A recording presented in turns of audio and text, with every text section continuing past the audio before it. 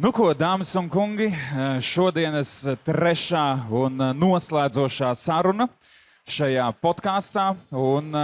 Mēs atrodamies Ķīpsalā, kur notiek Forget the Winter Ghetto Games pasākums, kas tiek rīkots kopā ar Bērnu aizsardzības centru. Un šodien mūsu trešā viešņa ir no Bērnu aizsardzības centra Inga Gulbe. Un tad, kad būtu jāizstāsta jūsu amata tituls, tas noteikti būtu kaut kas ļoti garš, un jūs labāk varēsiet izstāstīt, ar ko tad jūs Bērnu aizsardzības centrā nodarbojaties. Jā, labvakar visiem. Prieks jūs visus sveicināt. Jā. Bērnu aizsardzības centrā es ar saviem kolēģiem īstenoju Eiropas Savienības projektu, kura mērķa grupa ir bērni ar uzvedības atkarību problēmām vai to attīstības riskiem. Un šī projekta ietvaros mēs īstenojam vairākas ļoti būtiskas aktivitātes, lai bērnus, pusauģus, jauniešus, kas ir saskārušies ar dažādiem liktenes līkločiem un nonākuši nereti tajos sliktajos, nevēlamajos, no kuriem visi grib atbrīvoties, un mēģinām viņus atbalstīt, iedrošināt, motivēt, un ar dažādu veidu pasākumiem, kā piemēram var minēt vienu no šīs dienas pasākumiem, mēģināt parādīt dzīves saules pusi, ka var dzīvi veidot arī savādāk. Nu tā, apmēram tā. Jo tad, kad man par jums stāstīja, bija viens ļoti interesants punkts. Man šķiet, tas varētu būt arī mūsu sarunas tāds sākums. Jūs gana daudz esat domājusi un strādājusi ar tēmu brīvais laiks. Un brīvajā laikā, ja es tā uzreiz varētu paredzēt uz priekšu, visticamāk, ka tiem jauniešiem rodas kaut kādas problēmas. Vai tā ir? Jā, tā ir viena no pamat problēmām, ar ko nereti aizsākas daudz visādas nelāgas lietas. Gan vielu lietošana, alkohols, narkotikas, arī procesu atkarības. Tieši no neaizpildīta, no liederīga, jēgpilna aizpildīta brīvā laika trūkuma. Un, diemžēl, mēs saskaramies ar tiem bērniem, kurus jau ir ļoti grūti izkustināt, iedrošināt, ne tikai pašam piedalīties kādās aktivitātēs, bet saņemties un aiziet, apmeklēt un apskatīties, ko citi dara.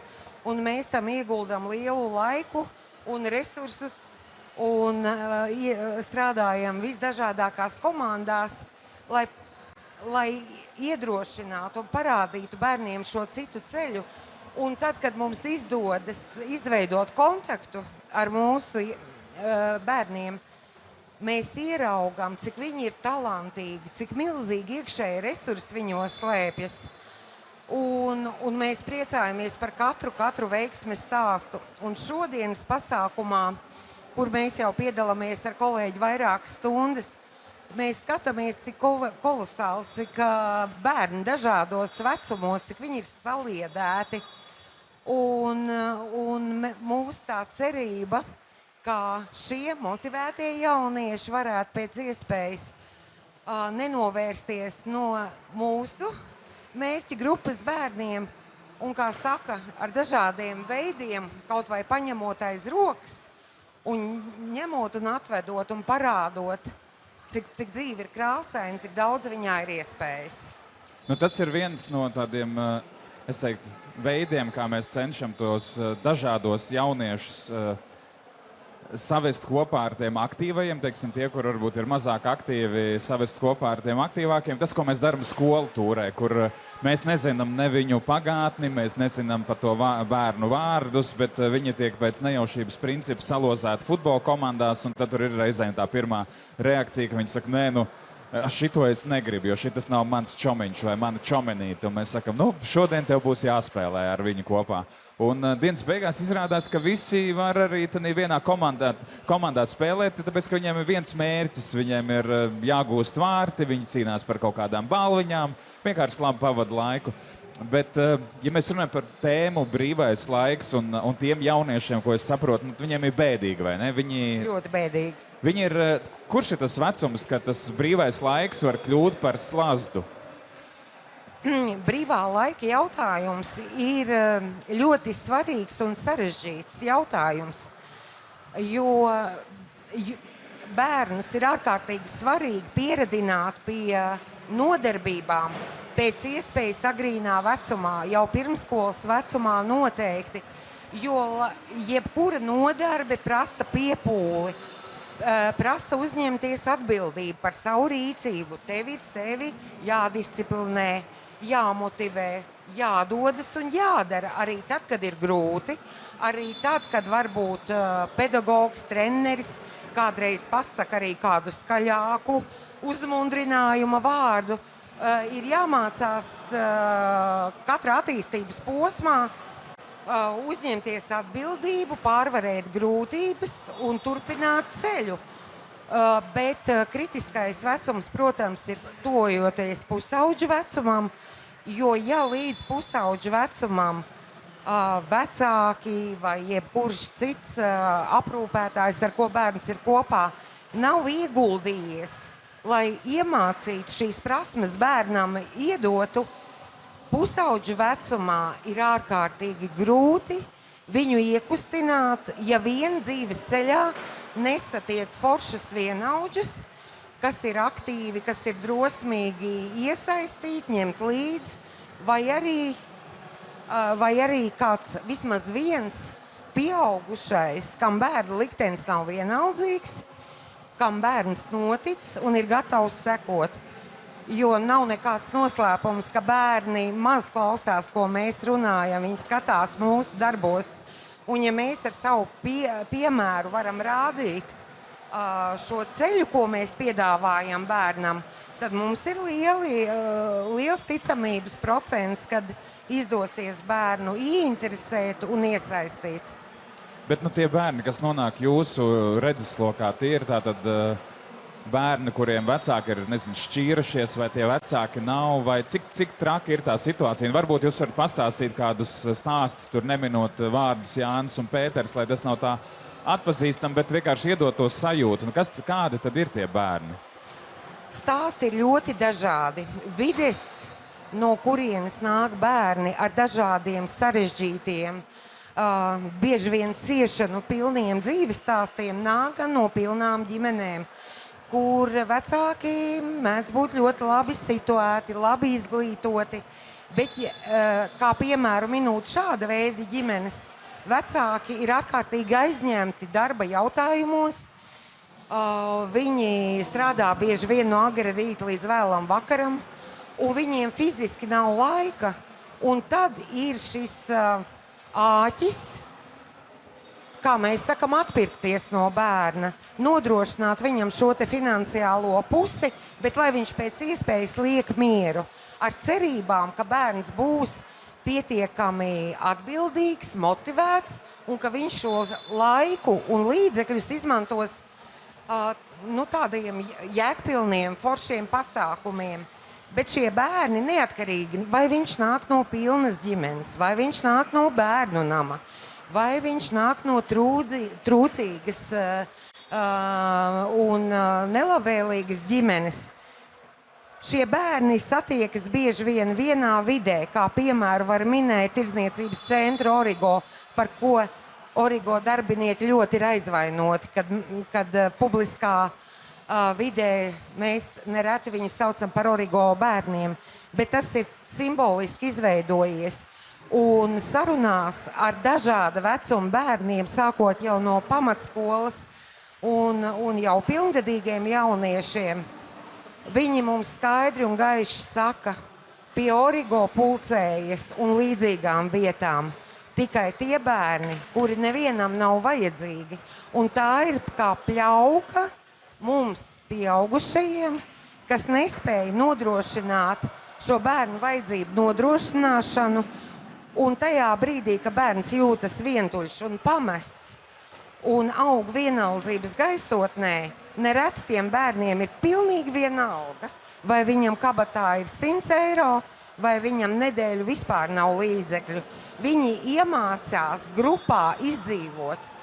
Un tā dzīve grupā ir ļoti skarba, nežēlīga, un nereti šī taciņa aizved līdz pat smagiem gadījumiem, ka bērni nonāk ļoti smagā stāvoklī slimnīcā ar pārdozēšanu. Un nav nekāds noslēpums, ka atsevišķos gadījumos ir arī nāves gadījumi. Ne visus mums izdodas glābt. Bet, ja ir zināms, ka viņi tur pulcējas, arī es zinu, ka viņi tur pulcējas, un es esmu gadiem braucis uz universitāti ar vilcienu, es esmu tur gājis cauri.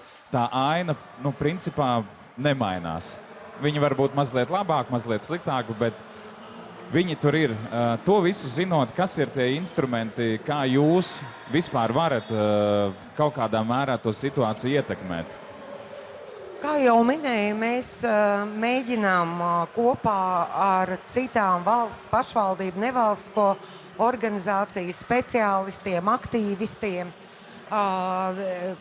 īstenot dažādas aktivitātes, lai ieinteresētu bērnus, nodarboties ar citām veselīgām, jēgpilnām lietām, lai mazinātu šo bērnu vēlmi uzturēties pie origo un citās līdzīgās vietās, jo aizliegumi, origo slēgšana, nojaukšana, problēma nekad neatrisinās. Ir jāapmierina bērnu vajadzības. Un tā viena no problēmām, ar ko mums visiem ir jāstrādā, ir prevencijas līmenis. Kad mums ir jābūt redzīgiem pret katru no bērna, nevis tad, kad viņš jau ir ar pārdozēšanu bezsamaņā, kuram tiek izsaukta ātrā palīdzība, bet tad, kad viņš sāk tikai pirmās reizes kavēt skolu, ka viņš atnāk uz pirmskolu nepaēdis, nekopts, tad būt katram redzīgam, dzirdīgam un uzmanīgam un saukt pēc palīdzības atbildīgas iestādes, lai varētu saulaicīgi iesaistīties un šiem bērniem un bērnu ģimenēm palīdzēt. Jo mūs kā iestādi visbiežāk aicina palīgā gadījumos, ka daudz metodas ir izmēģināts, daudz resursi jau tā kā ir bijuši piesaistīti. Un jāsaka godīgi, mums jau arī nav tā burvi nūjiņa, mēs arī neviens neesam brīnumdari. Jā, mēs kā bērnu aizsardzības centrs, protams, pārzinām bērnu tiesību aizsardzības jomu, resursus, iespējas. Mēs pārzinām pakalpojumus, ko īsteno ne tikai Labklājības ministrija ar padotības iestādēm, bet arī visas citas atbildīgās iestādes. Bet, lai kā iestāde strādātu, mēs kā speciālisti nevaram bērnam iedot mīlestību, uzmanību un rūpes. Kaut gan konkrēti šī projekta ietveros, ko mēs īstenojam, mums ir brīnišķīgs pakalpojums, ko mēs no pagājušā gada īstenojam. Tie ir bērnu atbalsta speciālisti, kas tieši tiek piesaistīti bērniem bez vecuma ierobežojuma, kuriem ir šīs grūtības, vai uzvedības, vai sākušās atkarību problēmas, lai nav mērķis aizpildīt, bet tāpat laikā mēs redzam praksē, ka bērnu atbalsta speciālistam nākas uzņemties zināmā mērā tā drošā, veselā, pieaugušā lomu, būt patiesi interesētam bērna liktenī.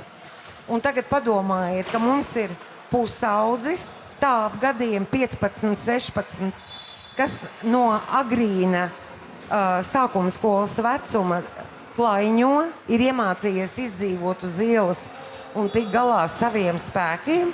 Viņš ir nonācis ārpus ģimenes aprūpē, krīzes centrā, auģu ģimenē, vēlāk arī iespējams bērnu namā. Un tad viņam atnāk vēl viens pieaugušais un saka, zini, tagad es būšu tas, kuram tu patiešām interesēsi.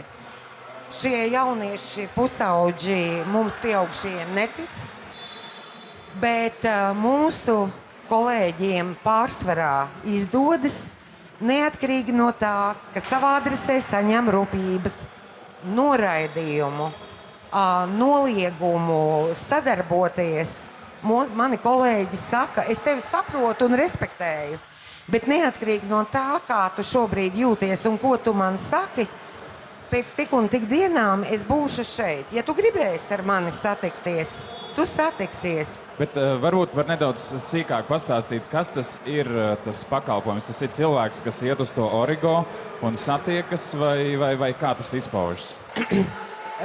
Jā, mēs pakalpojumu nodrošinām gan bērniem, kas uzturas pie Origo, gan bērni, kas dzīvo pilnā ģimenē, bet vecāki ir saskārušies ar audzināšanas grūtībām. Bērns ir pārstājis klausīt, respektēt vecāku. Viņš ir pārstājis apmeklēt skolu. Viņš izturas agresīvi pret vienaudžiem, pret pieaugušiem. Ir ārkārtīgi dažādas tās smaguma pakāpes. Ir bērni, kuriem ir mainīts aprūpes forma, ka viņš ir dzīvojis ģimenē un viņš tagad ir nonācis ārpus ģimenes aprūpē. Viņš atrodas pilnīgā krīzē, kas ir pilnīgi izregulējis viņā uzvedību, kas ir provocējis vielu lietošanu. Un tā mēs saņemam palīgā saucienu ar lūgumu iesaistīties tajos gadījumos, ka vai no sociālā dienesta darbinieki vai bāriņtiesas speciālisti ir pamanījuši vajadzību pēc bērnu atbalsta speciālista, vai arī šie speciālisti ir iedrošinājuši vecākus vērsties pie mums. Un, protams, ka mēs neesam brīnumdari. Mums pa visu valsti šobrīd reāli pakalpojumu nodrošina 10 bērnu atbalsta speciālisti. Tuvākā laikā pievienosies vēl 2, bet tas bērnu skaits, kam mēs varam palīdzēt, ir salīdzinoši ļoti, ļoti neliels pret to pieprasījumu un vajadzību, kāda ir. Bet te es vēl arī gribu teikt un vērsties pie mums katra, ne tikai pie atbildīgo iestāžu speciālistiem, bet arī pie katra vecāka, pie katra bērna kaimiņa un sabiedrības kopumā. Nu, ja mēs redzam, ka bērns cieši, ja viņam ir slikti, tad, kad tas bērns nelaimīgs, bēdīgs, noraudājies, netiek dzīvoklī, kad tad iesaistīties un mēģināt bērnam palīdzēt nevis tad, kad bērnā ir nonācis lūzums un viņš vairs neko no mums pieaugušiem negrib. Jo šos jauniešus ilgstoši nomotivēt, mainīt radikālu dzīvi, krasi mazinās, pieaugot viņa vecumam. Kamēr mēs runājam, man vienkārši atnāca jautājums šeit no studijas, un podcastu skatītāji neredz to, bet šeit ir Raimonds un Raimonda mamma, un Raimonds ļoti daudz ir stāstījis par to, kā viņš tika izmests no daudzām skolām, un mamma tomēr bija līdzās, un mamma palīdzēja, mamma vienmēr mīlēja. Mans jautājums būtu tāds, tāda Raimondi un arī meitenes noteikti ļoti daudz Latvijā. Un ja mēs atmetam nost visu to naudu, visus tos projektus, visas institūcijas, ja ir tikai Raimonds, ir tikai Edgars, ir tikai Inga, ko mēs kā cilvēki varam darīt? Ko mums vajadzētu darīt tīri praktiski? Pirmkārt, mums vajadzētu būt cilvēkiem. Turpināt būt cilvēkiem ar siltu, atsaucīgu sirdi, būt vērīgiem, atvērti, kā es vienmēr saku, redzēt, dzirdēt, just, jo nav nekā briesmīgāka par vienaldzību. Tā ir tā, kas noved postā bērnus, vecākus no bezcerības, jo mums bieži vien saskaroties un konkrētas lietas materiālus lasot, un pirmā doma, nabaga bērns, kāds nelietis, ir tas vecāks. Bet vai mēs vecākam pastiepām palīdzības roku, vai tam vecākam ir zināšanas, prasmes, resursi, pieredze, kā konkrēti šādas problēmas risināt, jo tas stāsts jau par bērnu, kurš nonāca grūtībās, viņš ir ļoti sarežģīts, nereti ļoti komplicēts. Tas jau nav tāpēc bērns ir izlaidies, Vecākam nebija laika, un viņš tagad ir nonācis uz ielas un kļuvis narkomāns. Nereti bērniem šie uzvedības atkarības jautājumi kombinējas ar nopietniem veselības traucējumiem, ar attīstības traucējumiem, ar psihiskās veselības, garīgās veselības traucējumiem. Un tas prasa individuālu pieeju. Un, kā jau es minēju, mēs varam pilnīgi pareizi, mēs varam piesaistīt naudu dažādos projektos. Mēs varam ņemt ar vien vairāk speciālistus pašvaldībās darbā. Varam attīstīt nevalstisko organizāciju kustību, kas noteikti ir jādara. Bet ja mēs apkārtējie līdzcilvēki esam vienaldzīgi, ja mēs neesam gatavi to kaimiņu puiku paņemt pie sevis, pabarot, sarunāt ar vecākiem, ka es viņu aizvedīšu, es vedu savu bērnu uz kādu pasākumu, es paņemšu arī tavējo. Neviens speciālists vienaldzības jūrā nevienu neizglābs.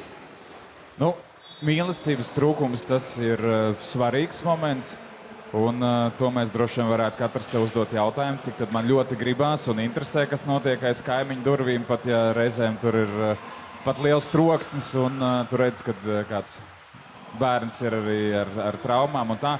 Bet otra lieta man šķiet, ka mēs esam taču ļoti tāda apzinīga sabiedrība. Mums ir tik daudz visādi likumi sarakstīti, kā vajag darīt, kā nevajag darīt. Un reizēm, tad, kad tas cilvēks izglītotais, viņš ieraug to situāciju, viņš no viņas nobīstās. Jā. Jo tur ir kaut kāds skarbums, un tas likumos izglītotais cilvēks īsti nesaprot, ko ar to vispār iesākt. Un tāpēc viņš pagriež galvu uz otru pusi un iet tālāk. Ko jūs ieteiktu? Ar ko sākt? Pirmkārt, nebaidīties un vienmēr iestāties un nepalikt vienaldzīgam pret bērnu ciešanām. Ik uz soļa. Mēs ejam veikalā, mēs redzam, kā citreiz pieaugušais skarbi izturas pret savu bērnu. Mēs redzam, kas notiek izglītības iestādēs, nereti vienaudžu vidū. Bulings, mobbings, kam ir pakļauts liels bērnu skaits.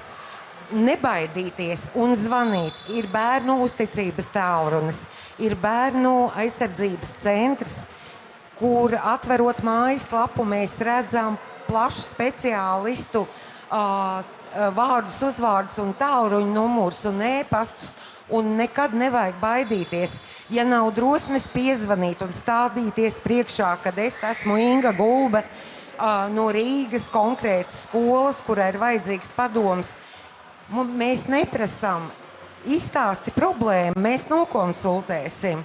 Un starp citu arī tagad mūsu projekta ietvaros ir pieejamas bezmaksas speciālistu konsultācijas katru pirmdienu, kur konsultē brīnišķīgi pieredzējuši psihologi, citi speciālisti, jebko viņa konsultē, bērnus, vecākus, speciālistus. Un mums, starp citu, ir ārkārtīgi bēdīgi, jo mēs jau vairāk mēnešu garumā nodrošinām šo te speciālistu konsultācijas, un mēs saņemam ārkārtīgi maz zvanus.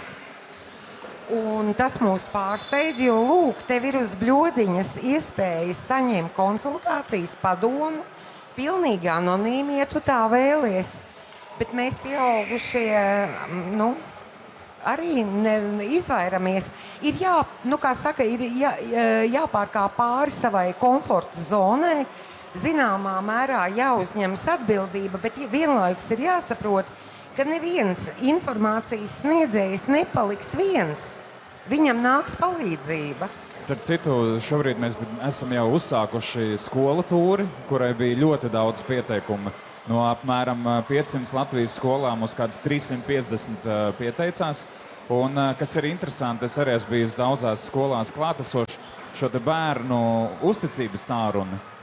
Viņi zina, vai ļoti laba reklāma, vai tomēr kaut kādās skolās mēs redzam, ka tie bērni iespējams ir zvanījuši. Un viņi, protams, tā nestāsta, bet man liekas, tā ir ļoti laba lieta, ka šis te tālrunis, kas ir 24/7, kur tev nav otrā pusē ārsts, kurš stāsta, kā vajag darīt, kurš vienkārši tev uzklausa un iesaka kādu no risinājumiem, tas, man liekas, ir ļoti, ļoti labi un vērtīgi.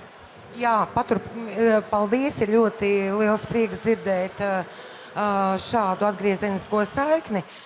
Mūsu uzticības tālrunis arī pavisam drīz svinēs jau 20 gadu jubileju. Tas ir milzīgs laiks, tie ir 20 darba gadi, kur mēs nemitīgi esam strādājuši ar bērnu auditoriju visdažādākā veidā, popularizējot, skaidrojot šī tālruņa jēgu un iespējas. Un nekas nestāv uz vietas, viss plūst un mainās, un mēs arī sekojam līdzi, kā mūsdienu bērni, jaunieši, kā viņiem patīk komunicēt, un mēs novērojām, ka viņi vairs īsti negrib runāt pa telefonu, un mēs esam attīstījuši gan iespēju saņemt e-konsultācijas, gan arī čatā. Un čatam pieauga pieprasījums, un mēs kā reiz ar kolēģiem runājām, ka nākamo gadu izaicinājums ir šo resursu paplašināt, lai pēc iespējas vairāk bērniem būtu iespējas šādā veidā komunicēt. Man ir bijis iespēja strādāt arī tur, veidojot filmu par dzimumu noziedzniekiem, un, esot tādā ļoti, šajā te vidē, tu saproti, ka tie speciālisti, kas ir iespējams arī telefona otrā pusē un saskarās ar tām negācijām, viņi kaut kādā mērā izdeg, viņiem arī pazūd motivācija, un tad, kas man šķiet ļoti labi spār no mūsu Geto Games kontekstā arī, spār no tie labie, pozitīvie pieredzes stāsti, kur kaut kas ir izdevies. Varbūt jūs varat pastāstīt, cik daudz tos bērnus vispār izdodas nokonsultēt, paņemt aiz rokas, izvilkt laukā, kāda ir tā kopējā tendence, un varbūt ir kādi konkrēti stāsti, ar kuriem var padalīties. Jā, mums ir vēl, mēs atgriežamies pie stāsta tieši par bērnu atbalsta speciālistiem. Mēs esam ļoti jauni. Mani kolēģi uzsāka tādu pilnvērtīgu darbu jau pilnā noslodzē, faktiski pagājušā gada rudenī. Bet mums ir konkrēts stāsts, šobrīd tāds viens nāk prātā tieši saistībā ar meiteni, kas bija Origo meitene, kas visu brīvo laiku tur pavadīja, kurā regulāri tika nogādāta Bērnu klīniskajā universitātes slimnīcā ar pārdozēšanu. Un daudz reizes tika saukt neatliekamā medicīniskā palīdzība bez stacionēšanas. Un tad, kad mums viena no iestādēm lūdza nāk palīgā, teikšu godīgi, es pati biju stipri skeptiska, zinot šīs meitenes dzīves stāstu, atkarību, pieredzes, ilgumu, vielu lietošanas daudzveidību. Biju skeptiska. Un tagad gan jāsaka, ir pagājis pusotras gads, jo tā bija meitene, kurai mēs sākām sniegt palīdzību, pirms vēl mēs bijām tā pilnvērtīgi tam gatavi. Meitene neapmeklē Origo, meitene reiz pa reizei atkrīt un kādu vielu lieto, bet tās ir epizodes ļoti retas. Viņi ir atsākusi pēc vairāku gadu pārtraukumā apmeklēt izglītības iestādi. Viņi neapmeklē klasiskā veidā, viņi mācās tālmācībā, bet tajā mācību gadā, kad mani kolēģi uzsāka darbu, ja man kolēģi nesēdēja blakus, viņa nepieslēdzās nekādai skolai, par mājas darbiem nerunājot un par dalību mācību procesā nerunājot. Un visu to pusmācību gadu mana kolēģe katru dienu ar viņu mācījās.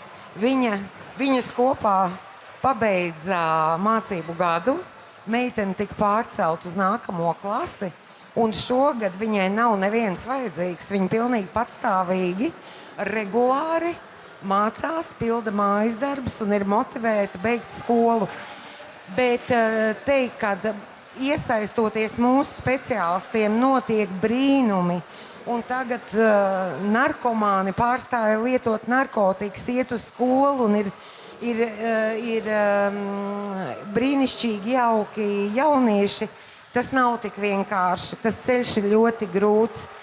Šobrīd es tiešām tādu veiksmes stāstu pastāstu, bet tāpat laikā augsts risks saglabājas.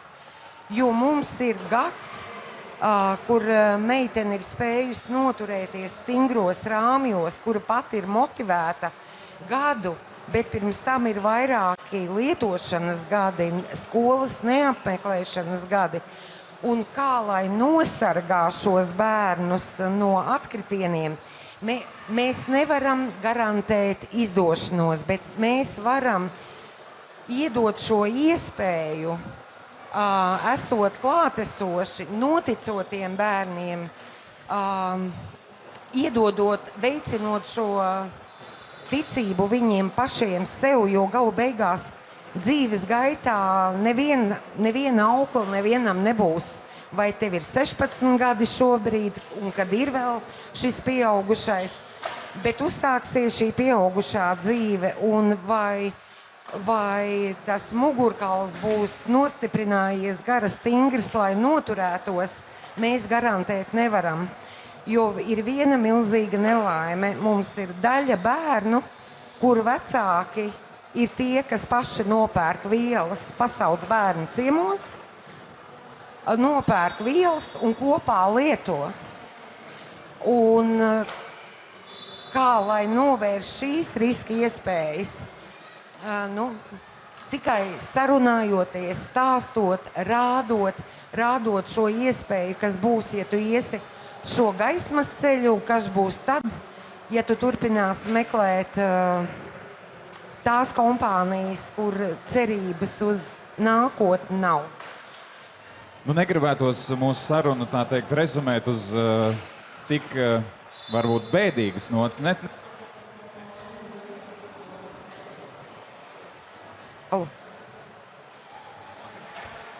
Viens, mums mikrofonā nomira baterija. Negribētos pabeigt šo sarunu varbūt uz tik bēdīgas nots. Šīs nebūs bēdīga nots. Es teiktu, varbūt tā ir tā vajadzīgā pļauka, kas mums nedaudz uzsit pa vaigiem, un mēs saprotam, ka tā kā ir, nevar turpināt. Prevencija varētu būt atslēgas vārds, bet gribētos noslēgumā dzirdēt no jums, redzot un izejot cauri, kas ir tās labās lietas, ko jūs ieraudzījāt šajos bērnos, šajos vecākos, un ko mēs katrs varētu paņemt sev līdzi.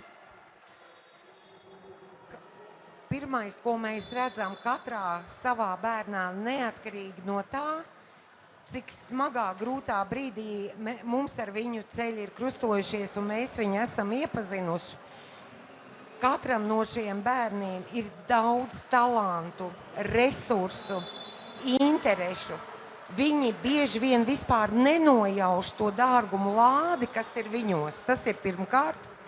Otrkārt, mēs ik uz soļa saskaramies ar brīnišķīgiem līdzcilvēkiem. Gan starp speciālistiem, gan starp vienkāršiem sabiedrības locekļiem. Jūs arī noteikti esat saskārušies ar to, ka ja mēs protam precīzi, skaidri pateikt, kas mums ir vajadzīgs, kas ir vajadzīgs mūsu bērniem, cilvēki, liela daļa cilvēki ir atsaucīgi. Un tas, kas būtu vajadzīgs, tā tiešām mums katram tādu drosmes devu, lai mēs neesam bailīgi, lai mēs varbūt nevienmēr domājam tikai par savu vērtību, lai man nekur nekas nav lieki jādara un nevienam nekas lieki nav jāpaskaidro, bet vairāk mums visiem principā ir diezgan daudz foršu resursu. Un tas, ko es sagaidu, ka mēs vairāk būtu gatavi darīt kopā, jo mums tas viensētas sindroms, man liekas, katrā ir pārāk brīžiem liels, bet tā kopā būšana, kopā darīšana ir tas, kas mums var ļoti, ļoti palīdzēt. Teikšu paldies. Paldies Ingai Gulbei, Bērnaizsardzības centrs, Edgars Sniegs, Geto Games kopā. Mēs darām, turpināsim darīt, un šis ir tikai sākums. Paldies!